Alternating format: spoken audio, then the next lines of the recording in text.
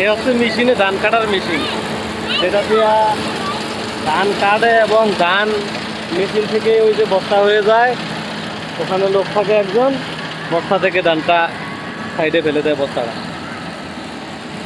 এই সময় সবারই ধান পাকছে, যার কারণে হয়তো যার যার জমি নিয়ে সবাই ব্যস্ত ধান কাটাতে। এই সময়টাতে বদলা পাওয়া বা কাজের লোক পাওয়াটা খুবই মুশকিল। তো এই গাড়িটা আপাতত মানুষের একটা অনেকটাই উপকার হয়েছে।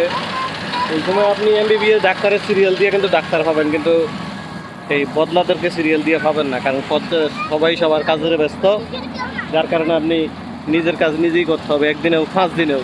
তবে এই মেশিনটা আসাতে খুবই ভালো হয়েছে মানুষের জন্য। এই যে একবারে খেরও জমিতে আর মেলতে হয় না, বরাবর খেরও পুরো জমিতে মেলে যাচ্ছে, অটোমেটিক ধানগুলো বস্তা হয়ে যাচ্ছে।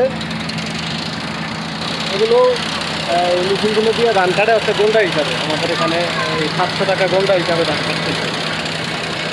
মোটামুটি এই যে 2 ঘন্টা জমি কাটতে সর্বোচ্চ ওনার এই 20 মিনিট সময় লাগে।